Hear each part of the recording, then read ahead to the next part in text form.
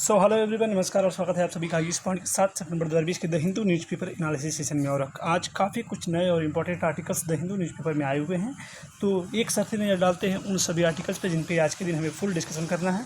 तो वे आर्टिकल्स हैं, पहला आर्टिकल उसमें है FCRA, यानी अगर टॉपिक की बात करें तो पहला आर्टिकल हमारा FCRA यानी कि फॉरेन कंट्रीब्यूशन रेगुलेशन एक्ट है। एक इंपॉर्टेंट आर्टिकल्स हमारे आज के फ्रंट पेज पे देखने को मिलेगा। सेकंड में मुपला राइटर्स हैं, जो कि केरल में एक दंगा हुआ था 1921 के आसपास में। उसमें जो दंगाई थे उनके द्वारा बहुत ही भीषण हिंदुओं का नरसंहार देखने को मिला था, और इसमें एक सांप्रदायिक हिंसा का इस दंगे ने रूप भी ले लिया था। इस पर भी हमारा डिस्कशन करेंगे। थर्ड पॉइंट में इजराइल लेबनान के बीच जो डिस्प्यूट बना हुआ है कुछ दो प्रमुख संगठनों के कारण, उस पर भी हम लोग डिस्कशन करेंगे। और फोर्थ पॉइंट में और सेवियर ऑफ कॉन्स्टिट्यूशन, यानी बात हो रही है केशवानंद भारती की, जिनका कल के डेट में इनका निधन हो गया था। तो इन सभी चारों आर्टिकल्स के बाद हम लोग फाइनली बात करेंगे आज के द हिंदू बेस्ड क्वेश्चन की। तो स्टार्ट करते हैं आज के सभी आर्टिकल्स पे फुल डिस्कशन करना। तो यदि बात करें आज के पहले आर्टिकल की, तो वो लिखा हुआ है government suspended FCRA clearance of 4 Christian group. तो जो गवर्नमेंट ने है लगभग 6 NGO का जो लाइसेंस था उसको रद्द कर दिया है। उसमें लगभग जो 4 जो NGOs थे वो लगभग क्रिश्चियन ग्रुप से संबंधित थे। उन सभी के लाइसेंस को FCRA का क्लियरेंस न होने के कारण, जो FCRA एक्ट था उसके क्लियरेंस न होने के कारण उनके लाइसेंस को क्या कर दिया गया, रद्द कर दिया गया। तो स्टडी करते हैं आज का जो हमारा बेसिक स्ट्रक्चर इस पूरे आर्टिकल में रहेगा, वो रहेगा FCRA के ऊपर। यानी FCRA क्या है, फॉरेन कंट्रीब्यूशन रेगुलेशन एक्ट क्या है, विदेशी योगदान विनियमन अधिनियम क्या है, इस पर हम सभी को डिस्कशन करना है। तो इसमें आप देखते हैं पहले स्टेटमेंट को लिखा है कि of the 6 NGOs whose license under the Foreign Contribution Regulation Act यानी FCRA was suspended by the Union Home Ministry in this year, 4 are Christian associations in this FCRA center mandatory for non-profit organization to receive foreign fund।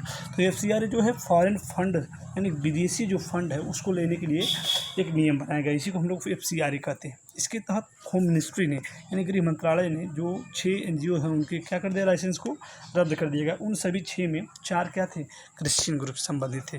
तो start करते हैं। सबसे पहले समझते हैं कि FCRA क्या है। तो यदि हम बात करें FCRA की, तो पिछले साल की यदि हम बात करें तो मिनिस्ट्री ऑफ होम अफेयर्स ने क्या किया कि 1800 से भी अधिक क्या कर दिया, सरकारी संगठनों और शिक्षण संस्थाओं का FCRA के तहत रजिस्ट्रेशन क्या कर दिया था, बंद कर दिया था। और आज के भी न्यूज़पेपर में ये बातें आई हुई हैं, उनके रजिस्ट्रेशन को क्या कर दिया, रद्द कर दिया गया। जो पंजीकरण को रद्द करने का जो प्रमुख कारण है वो संस्थाओं द्वारा FCRA कानून का उल्लंघन करना है। तो यदि हम बात करें कि इसके सभी एस्पेक्ट की, तो सबसे पहले एक नज़र डालते हैं कि FCRA क्या है, उसके सभी एस्पेक्ट क्या है। तो उम्मीद है कि आप सभी को ये पसंद भी आएगा, तो आपका तैयार भी हो जाएगा। स्टार्ट करते हैं कि व्हाट इज़ FCRA। तो यदि हम बात करें FCRA की, तो ये है विदेशी योगदान विनियमन अधिनियम यानी फॉरेन कंट्रीब्यूशन रेगुलेशन एक्ट। तो इसके अंतर्गत ये कहा गया कि भारत सरकार ने विदेशी योगदान की स्वीकृति और विनियमन के उद्देश्य से 1976 में विदेशी अंशदान विनियमन अधिनियम FCRA को क्या कर दिया था, लागू। वर्ष 2010 में इस अधिनियम को प्रमुखता से संशोधित किया गया।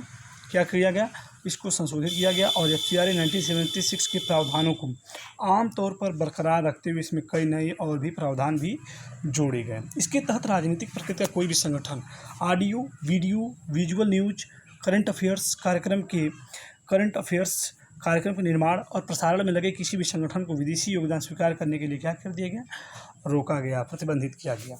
तो कोई भी संस्थान यदि वो audio video news current affairs कार्यक्रम और भी कोई अन्य प्रसारण में लगा हुआ है तो वो विदेशी योगदान को नहीं ले सकता। FCRA 2010 के तहत ये कहा गया कि जो प्रमाण पत्र आपको दिया जाएगा, इसके तहत यदि आपको अंशदान लेना है तो आपको एक सर्टिफिकेट दिया जाएगा, और ये सर्टिफिकेट जो है कुल मिला के 5 सालों के लिए क्या होगा, लीगल होगा, वैध होगा, तथा पूर्व अनुमति विशेष कार्य या विदेशी योगदान जिसके लिए अनुमति दी गई है उस विशेष राशि को प्राप्त करने के लिए वैध होगा। यदि आपके पास ये लाइसेंस होगा FCRA का, तभी आप 5 साल तक दे सकते हैं। और हर साल आपको जितने भी पैसे आप रिसीव करेंगे विदेशी फंड फॉरेन फंड के द्वारा, उसका पूरा डाटा होम मिनिस्ट्री को देना होगा, होम मिनिस्ट्री को इससे अवगत कराना होगा। तो बात करें नेक्स्ट एस्पेक्ट की, तो उस पर ये कहा गया कि नए प्रावधान जो 2010 में जोड़े गए हैं उसमें कोई व्यक्ति जो FCRA के प्रावधानों के अनुसार विदेशी योगदान प्राप्त करता है उस राशि को तब तक हस्तांतरित नहीं कर सकता जब तक कि वह व्यक्ति भी केंद्र सरकार द्वारा बनाए गए नियमों के अनुसार विदेशी योगदान प्राप्त करने के लिए अधिकृत न हो।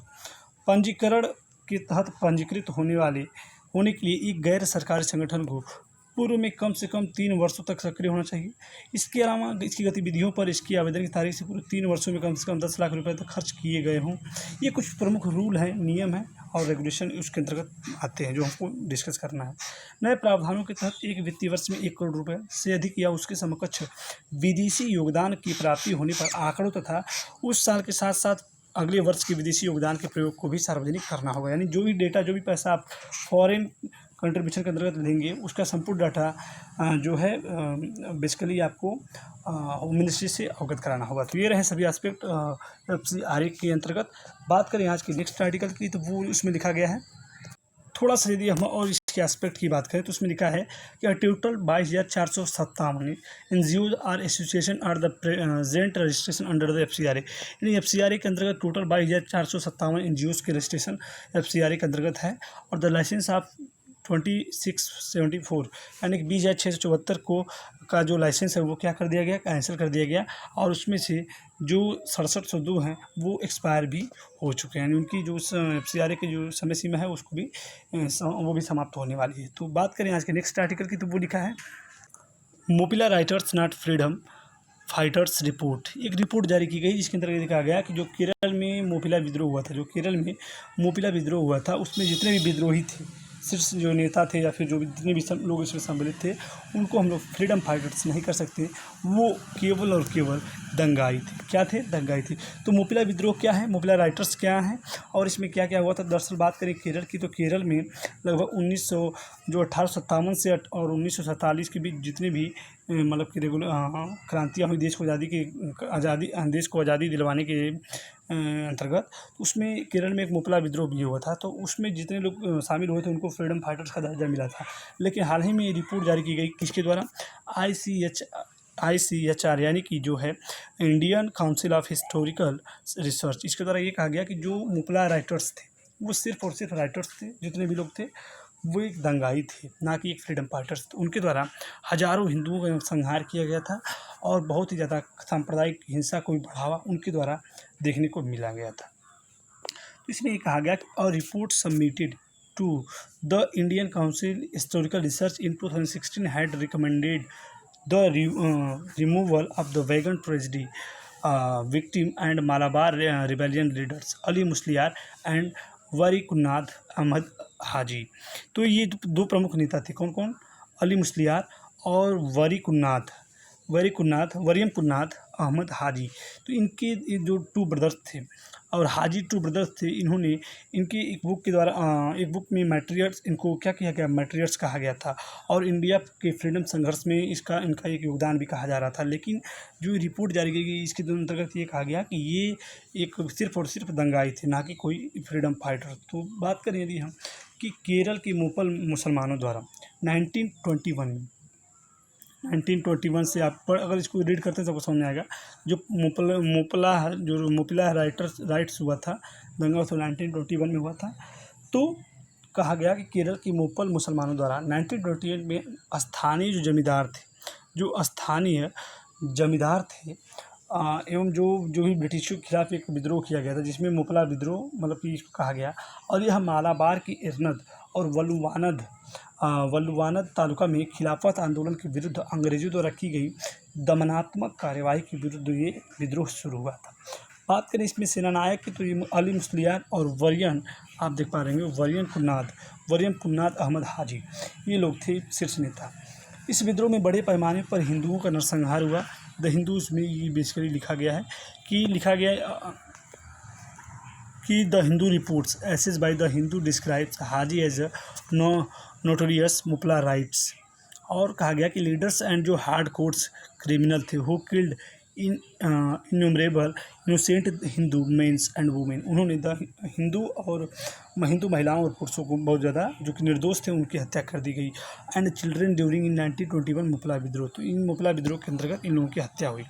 And deposit their bodies in a well locally known as Thuvoor Kinar. तो थुवूर किन्नार एक नाम से जाने जाने वाला एक कुआं है जिसमें हिंदू धर्म के बच्चे और जो आदमी थे और जो औरतें थी उनकी हत्या करके उस कुएं में उनको क्या कर दिया गया था, डाल दिया गया था, जिसको हम लोग थुबूर किन्नार भी के नाम से भी जानते हैं। इसके बाद यदि बात करें, हाजी को अरेस्ट कर दिया गया, जो आर्मी थी, ब्रिटिश आर्मी के द्वारा, कब अरेस्ट कर लिया गया, और इसके बाद 20 जनवरी 1922 को वो मर गए। तो ये बातें हो रही है इसकी।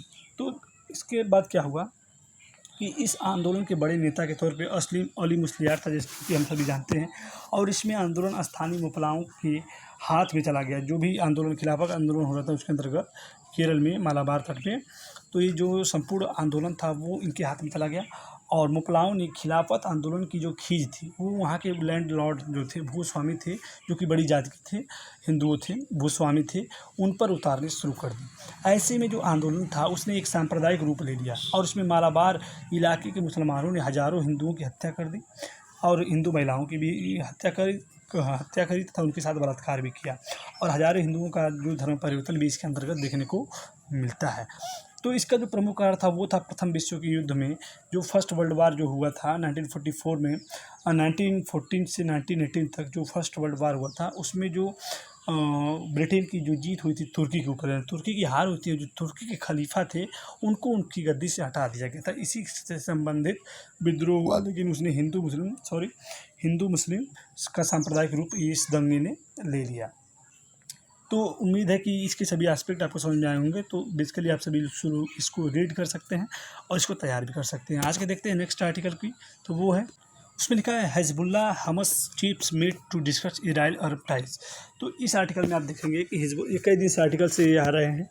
तो हिजबुल्लाह और जो हमस थे, हिजबुल्लाह जो है लेबनान का एक आतंकी संगठन है, और हमस जो है गाज़ा का है, और इन दोनों की आपसी मीटिंग हुई है, जिसके अंतर्गत ये कहा गया कि इजराइल और अरब जो देश थे उनके बीच मीटिंग हो रही है उनकी प्रति। तो इस मीटिंग का क्या इम्पैक्ट पड़ेगा वही बेसिकली इस पूरे आर्टिकल में बात की गई है। तो हम स्टार्ट करते थोड़ा सा इसको मैप के अकॉर्डिंग समझना।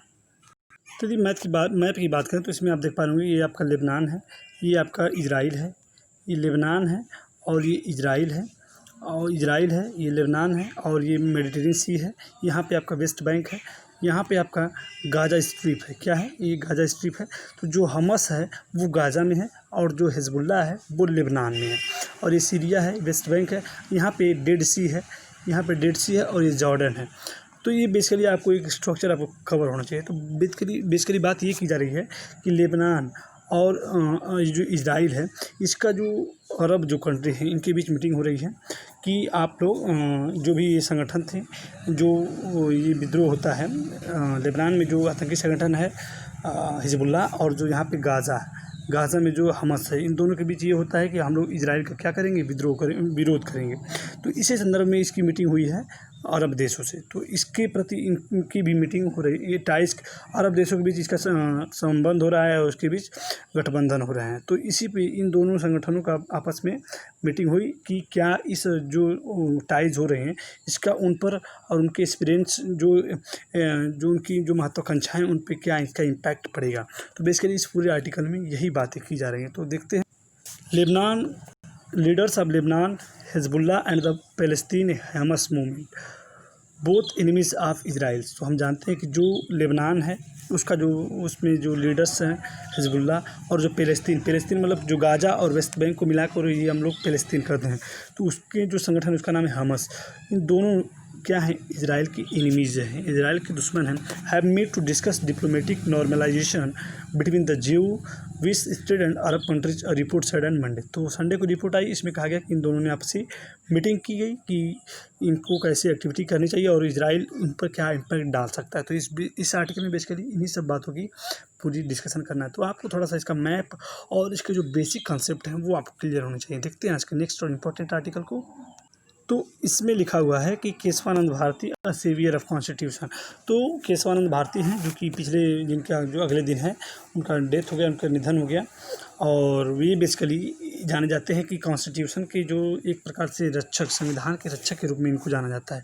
तो जब पॉलिटी का आप स्टडी करते हैं तो केशवानंद भारती केस को भी आप स्टडी करेंगे अच्छे से और उसको भी आप तैयार कर सकते हैं। तो इस सभी केस के बारे में जब पॉलिटी के बेसिकली इतिहास को जब पढ़ते हैं तो ये सब बातें आती हैं। तो उन्हीं का जो निधन हो गया है, उन्होंने एक बहुत ही बढ़िया बेहतर वर्क करके मतलब उनके द्वारा देखने को मिला है, जिस कारण इनका नाम इतिहास में क्या रहेगा, हमेशा दर्ज रहेगा। संविधान के रक्षक कहलाने वाले धर्मगुरु का जो निधन पिछले दिन हो गया था, इन्होंने मूल संविधान की संरचना, संविधान की जो मूल संरचना थी, सिद्धांत था, उसको निर्धारित करने वाले ऐतिहासिक फैसले के प्रमुख याचिकाकर्ता कौन थे? केशवानंद भारती रहे। केशवानंद भारती का जो पिछले दिनों 79 वर्ष की अवस्था में क्या हो गया, निधन हो गया। थोड़ा सा इनके बेसिक बारे में भी जानते हैं। तो यदि हम बात करें कि केशवानंद भारती का नाम जो है भारत के इतिहास में दर्ज रहेगा, हम सभी जानते हैं। 47 साल पहले हम जानते हैं कि 1976 में या 1976 में 47 साल पहले सुप्रीम कोर्ट ने केशवानंद भारती बनाम स्टेट ऑफ केरल मामले में एक ऐतिहासिक निर्णय सुनाया था, जिसके अनुसार संविधान की प्रस्तावना के मूल ढांचे को कभी भी बदला नहीं जा सकता। तो इन्होंने एक बेहतर वर्क किया कि संविधान की जो प्रस्तावना, जिसको संविधान की आत्मा भी कहा जाता है, उसके ढांचे को बदला नहीं जा सकता। तो इस फैसले के कारण उन्हें संविधान का संरक्षक और रक्षक भी कहा जाता है। हालांकि जिस मामले में उन्हें अदालत का दरवाजा खटखटाया था, उसका विषय कुछ और ही था, कुछ अलग ही था। तो ये रहे केशवानंद भारती संबंधित सभी एस्पेक्ट। तो उम्मीद है आज के सभी आर्टिकल्स आपको समझ में आए होंगे। देखते हैं आज के द हिंदू बेस्ट क्वेश्चन को। बात करें आज के द हिंदू बेस्ट क्वेश्चन की, तो वो लिखा हुआ है कि give a full discussion on FCRA about 100 words. तो आप सभी FCRA पर फुल डिस्कशन दीजिएगा, अपना 100 वर्ड्स में लिखने का प्रयास करिएगा और इसके सभी एस्पेक्ट को समझने का और लिखने का भी प्रयास करिएगा। तो उम्मीद है कि आज का सेशन आप सभी के लिए हेल्पफुल रहा होगा। तो फ्रेंड्स, आज के लिए इतना ही। अगले दिन फिर मिलेंगे, तब तक के लिए नमस्कार और धन्यवाद। बने रहिए आयुष पॉइंट के बेस्ट यूट्यूब चैनल के साथ। नमस्कार।